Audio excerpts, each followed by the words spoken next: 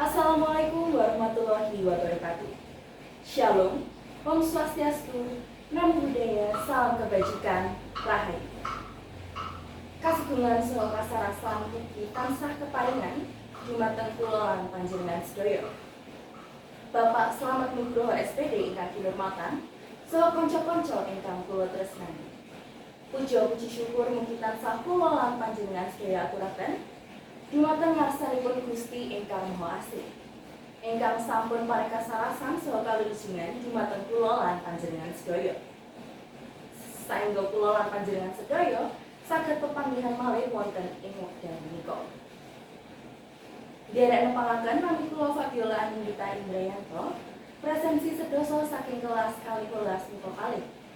Lan ing wekdal menika kula badhe ngaturaken sesorah kanthi irah-irahan pemotongan KIP dados tantangan anyar kangge mahasiswa.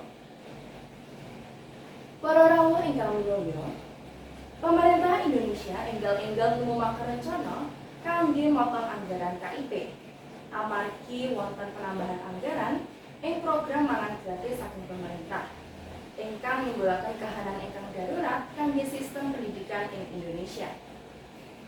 Pemerintah menika bilih kanthi wontenipun program mangan gratis, kebutuhan dasar siswa yaitu nutrisi ingkang sae saged terjamin.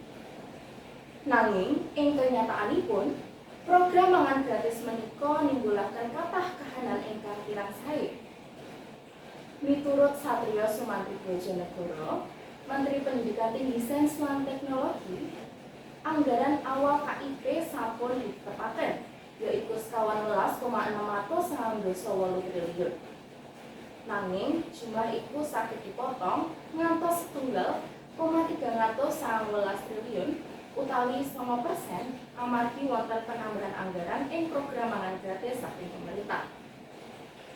Wontenipun pangirangan anggaran KIP tentu nuwuhaken rasa khawatir ing kalangan mahasiswa ingkang boten saged mbayar biaya kuliah.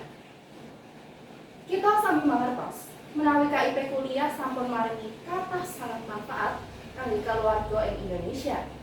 Mliginipun ingkang ngrewangi biaya pendidikan saking sekolah dasar ngantos pendidikan tinggi. Minat kuliah ing Indonesia saben taunipun ugi tansah nambah amargi wonten program KIP saking pemerintah. Amargi punika, senadyan program mangan gratis serta nuwuhaken manfaat ingkang wigati kangge kesehatan lan kasejahteraan para siswa, keputusan pemerintah kangge motong anggaran KIP kedah dipun pertimbangaken malih. Penting kangge pemerintah nyariosaken keseimbangan antawis ningkataken kesejahteraan siswa lan mestekaken bilih bantuan pendidikan tetep wonten kangge tiyang ingkang betahaken. Tinimbang motong anggaran KIP, pemerintah saged ngupadi cara-cara sanes. Kadosta mlibataken sektor swasta ing pembiayaan pendidikan, ngajak perguruan tinggi kangge sesarengan nglaksanani beasiswa tambahan, utawi pemerintah saged nyariosaken dana tambahan kangge ngoptimalaken kalih program wau. Kanthi cara menika, manfaat kangge para siswa saged langkung maksimal.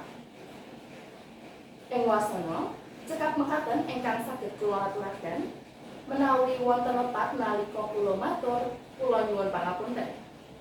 Matur nuwun. Wassalamualaikum warahmatullahi wabarakatuh. Shalom, Om Swastiastu, Namo Buddhaya, Salam Kebajikan, Rahayu.